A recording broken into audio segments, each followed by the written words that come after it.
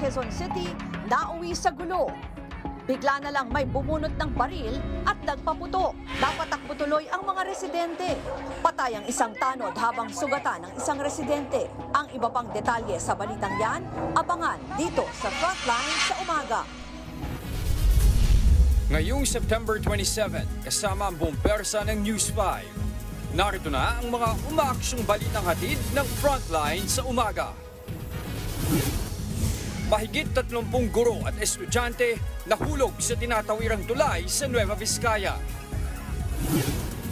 Babae, nagkabali-bali ang buto matapos kaladkarin ng nakagitgitan nilang kotse sa Laguna. Low pressure area sa loob ng park, ganap ng bagyo. 12 pambato ng administrasyon sa 2025 senatorial elections, formal nang inendorso ni Pangulong Bongbong Marcos. Naging pinakabatang most valuable player ng NBA na si Derrick Rose, magre-retiro na matapos ang halos 2 dekadang career. At tickets para sa inaabangang reunion ng 21, sisimulan ng ibenta sa Oktubre.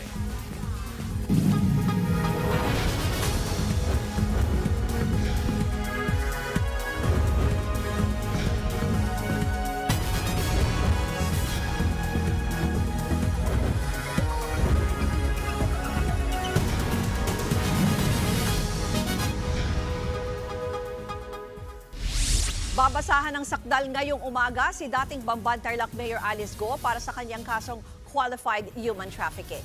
Ito ang pangalawang kaso na kinakaharap niya matapos ang graft charges sa korte ng Valenzuela. Para naman sa ibang detalye, makakausap natin sa linya ng telepono si Ria Fernandez. Ria, personal bang haharap dyan sa Pasig City Regional Trial Court si Go para sa kanyang arraignment?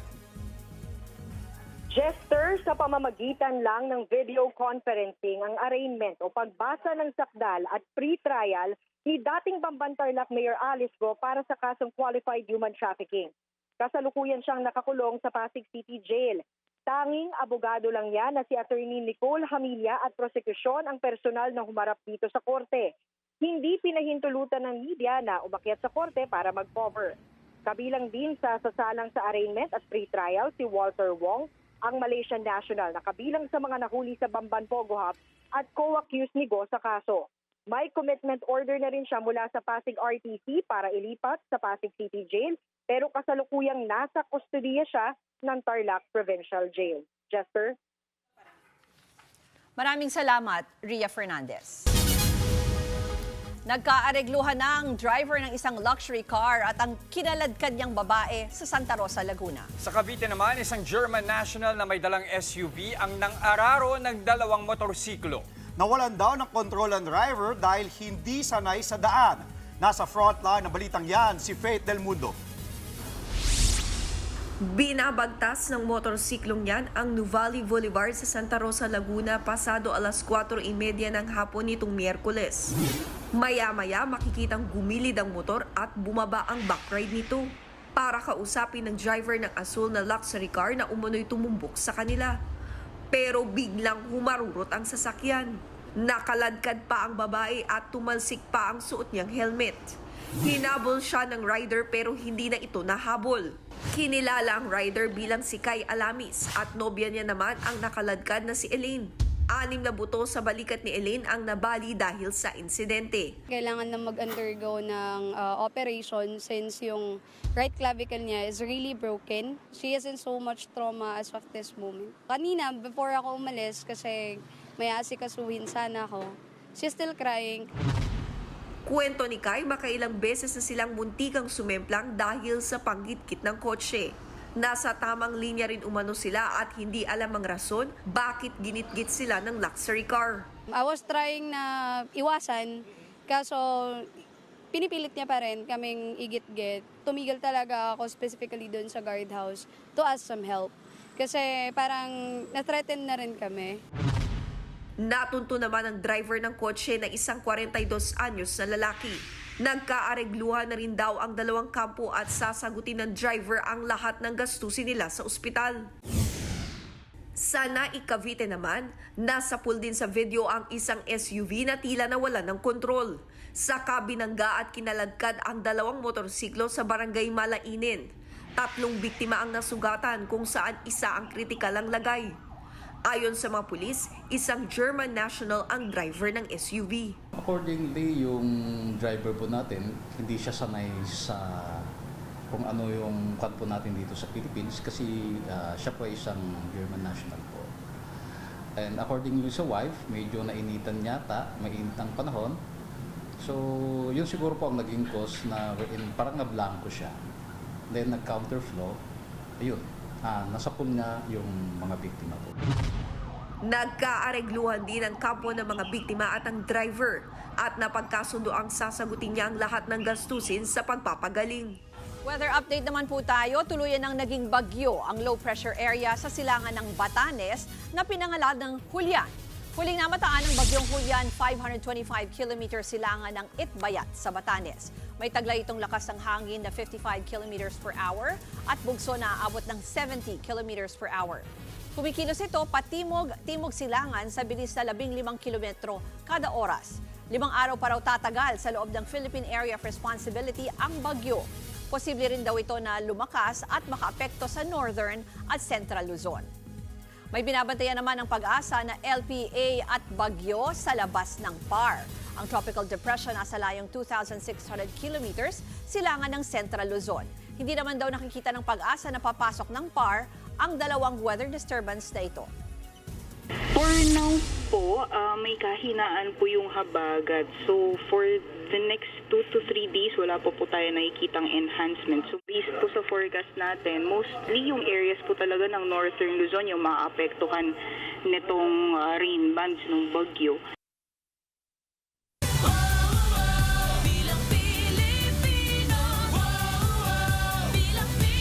Inanunsyo na ang 12 pambato ng Administrasyong Marcos sa pagkasenador sa parating na 2025 midterm elections.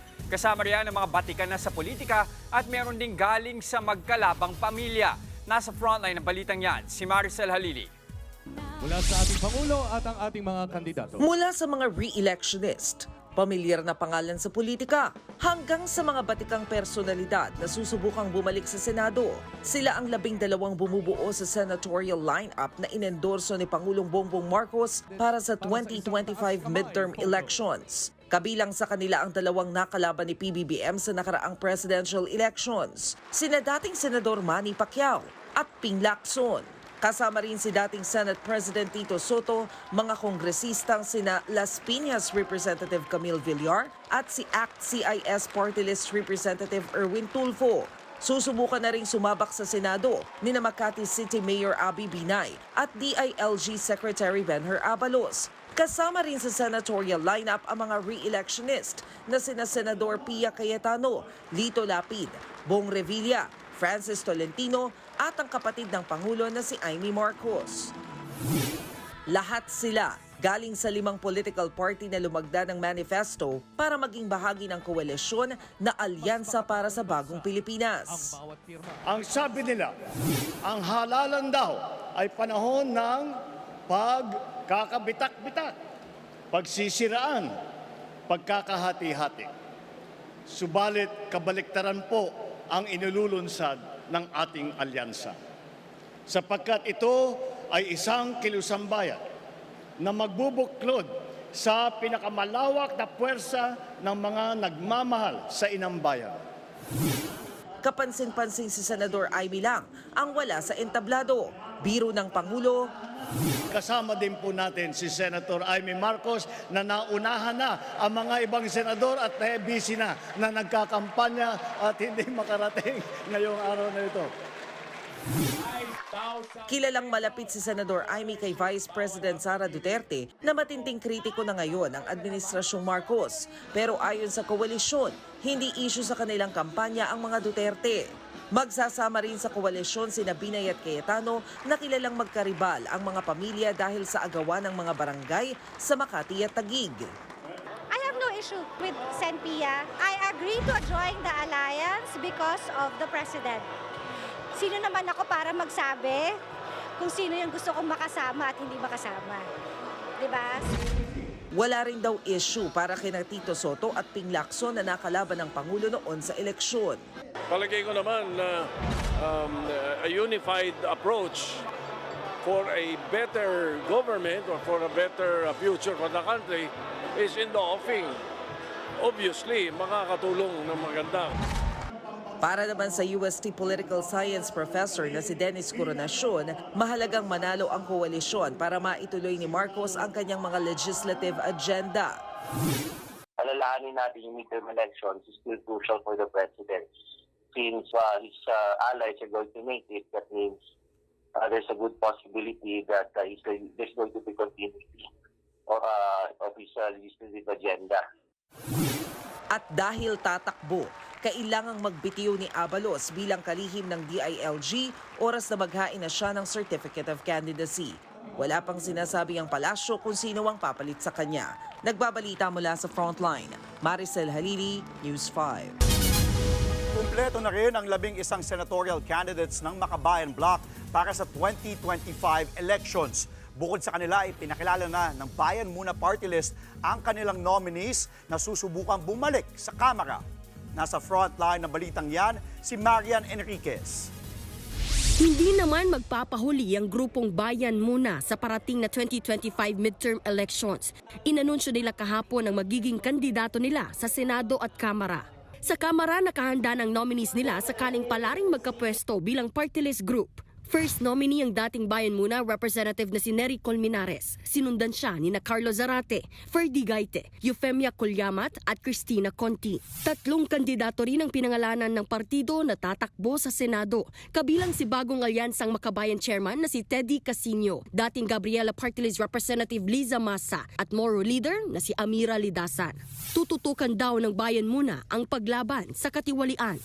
Kahit na napakalinis ng aming record sa usapin ng korupsyon, naging kalaban ng mga kurap ang Bayan Muna. Kung kurap ka, lagot ka sa Bayan Muna.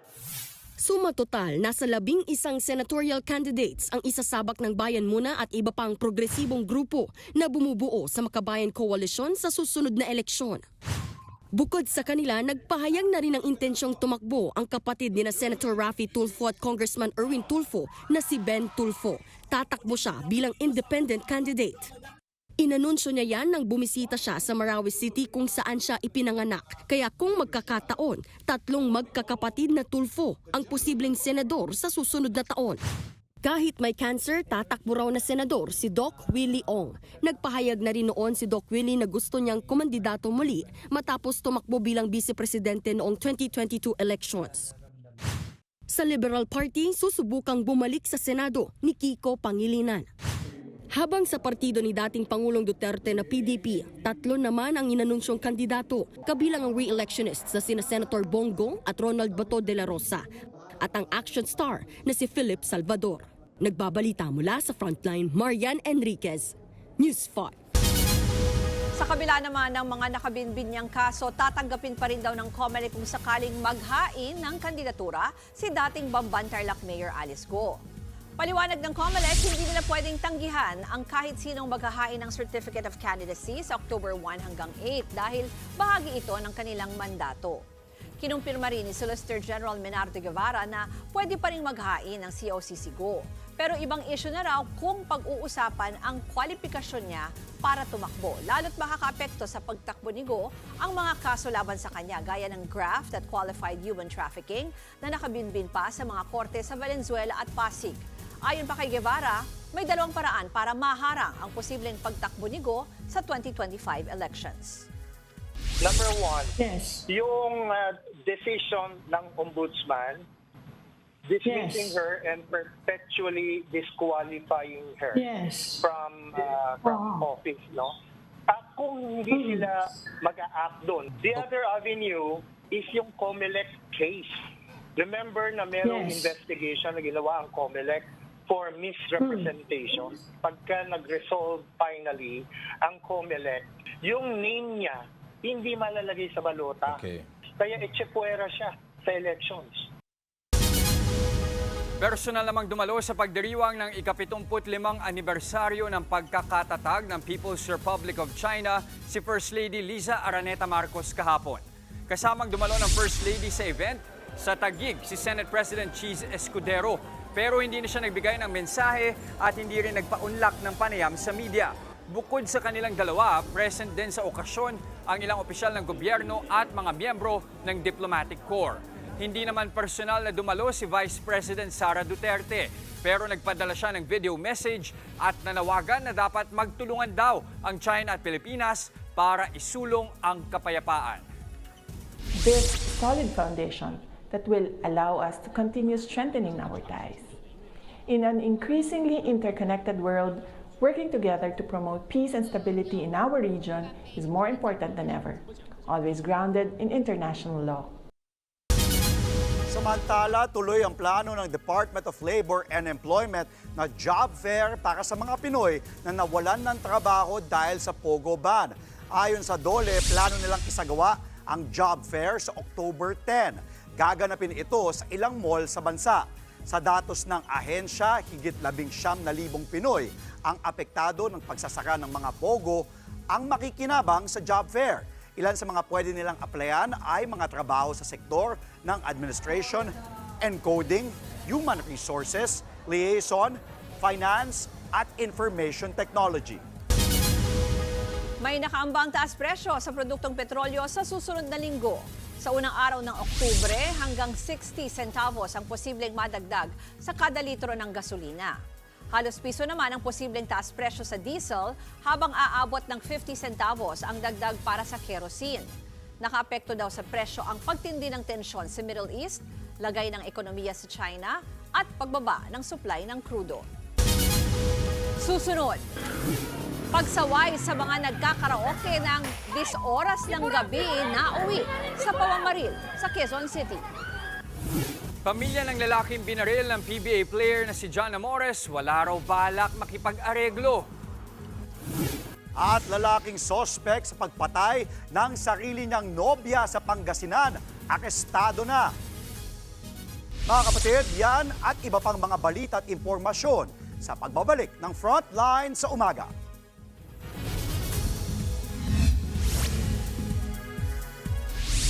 Nauwi sa pamamaril ang paninita ng mga barangay tanod sa grupong nagbibideoke sa barangay Sauyo, Quezon City. Isang tanod at isang residente ang namatay. Nasa frontline ng balitang yan, si Ian Suyo. Pinatay nila may kumakanta. Pinatay mismo nila, hindi pinatapos. Sino nagpatay? Hindi kami nagpapatay niyan. Sa video na yan, rinig na umaalma ang grupong nagbivideoke sa mga barangay tanod sa barangay Sauyo, Quezon City noong Martes ng gabi. Sinita ng mga tanod ang grupo dahil may nagreklamo sa ingay ng kanilang videoke. Wala kami pinipili. Patuloy pang uminit ang tensyon hanggang sa umalingaw na ang sunod-sunod na mga putok ng baril. Ay! Hala! Tawag na kayo ng pulis! Tawag kayo ng pulis! Tawag kayo ng pulis! May baril! Tawag kayo ng pulis! May binaril na! Binaril! Tawag kayo ng pulis! May baril! Nagtakbuhan ang mga residente at mga tanod. Isang sakay ng motor ang namaril sa lalaking naglalakad. Ay! Si Puraw! Binaril! Binaril si Puraw! Kwento ng nagvideo na tanod, pabalik na sana sila ng barangay hall nang biglang nagpaputok ang sinitang grupo. Mga kasama ko, tumatakbo na rin papunta sa base namin. Nung nakita ko talaga, nung nakalagpas sa akin, pinapagpag pa niya yung baril. Tapos nung nakita niya si Cornelio Balto, huminto sila, tinutukan pa nila ng baril, binaril nila sa likod. Patay sa pamamaril ang barangay tanod na si Cornelio Noval at isang residente. Sugatan din ang isa pang tanod. Sa follow-up operation, natunto ng pulis ang mga suspect sa isang apartel sa Payatas. Kinilala ang gunman na si Ricardo Caspillo at kasabwat na si Ernie Tambawan. Arestado rin ang live-in partner ni Tambawan na si Jenny Roldan. Lumalabas na miyembro ng Gun for Hire Group sa Ilocos Region ang mga suspect at sangkot sa patong-patong na kaso. These guys are extremely armed and dangerous, no? Base doon sa kanilang mga previous incidents na kinasasakutan. Series of murder cases and homicide cases. Possession of high-powered loose firearms. Talagang this duo is considered as very dangerous persons. Si Tambawan, itinangging sila ang nagsimula ng gulo. Away, ano lang po sir, yung away kalye lang po yun dahil sa pag-ano lang namin sir. Kasi yung mga barangay doon, bias po kasi sir. Kami, pag sinisita kami sa video sir, pinapatay nila agaran yung kahit may kumakanta. Pero sa iba, hindi nila masita-sita. Tumanggi naman magbigay ng pahayag si Caspillo. Maharap ang mga suspect sa reklamong murder at paglabag sa Comprehensive Law on Firearms and Ammunition Regulation Act. Nagbabalita mula sa Frontline, Gerard de la Peña, News 5. Desidido ang pamilya ng binaril ng PBA player na si John Amores na hindi sila makikipag-areglo sa basketballista. Nag-ugat ang pamamaril ng magkainitan sa larong basketball ang biktima at si Amores sa Lumban, Laguna. Naghamunan ng suntukan ng dalawa pero tinangka ni Amores na barilin ang nakaalitang player pero hindi nga natamaan. Kahapon sumalang na sa inquest proceeding si Amores at ang kapatid niya. Pareho silang nahaharap sa reklamong attempted murder. Kwento naman ng kaibigan ng binaril, mainit na raw talaga ang ulo ni Amores sa umpisa pa lang ng laro. Halos 3,000 pesos daw ang pustahan nila. Pero hindi niya raw inakala na aabot sa gulo ang simpleng basketball. Siguro hindi nagkaunawaan. Miscommunication para sa isang banda. Ganun. Trash talk lang, gano'n, sa loob lang ng course. Kaibigan din namin sila yung mga teammate din namin sa basketball, sa Intertown. Kalaban, kakampi. Naaresto na ang lalaking pumatay umano sa sarili niyang girlfriend sa Lingayen, Pangasinan. Huwebes ng gabi nang matagpuang patay ang biktimang si Evelyn Salting sa Dalampasigan. Tinabunan pa ng buhangin ang bangkay ng biktima. Nakitaan siya ng sugat sa ulo na posibleng mula raw sa pamamalo ng matigas na bagay. Ang boyfriend niya ang naging pangunahing suspect dahil siya ang nakita ng isang testigo na huling kasama niya bago napaulat na nawawala. Inaalam pa kung ano ang motibo sa krimen. Sinampahan na ng reklamong homicide ang suspect. Susunod, tickets para sa pinaka-inaabangang reunion ng K-pop group na 2NE1 ibebenta na sa susunod na buwan. Matapos ang halos 2 dekada Chicago legend na si Derrick Rose, magre-retiro na sa NBA. At sutil na baby, ginayang maglakad ang kanyang lola. Tuloy-tuloy lang ang paghatid namin ng balita at impormasyon dito sa Frontline sa umaga.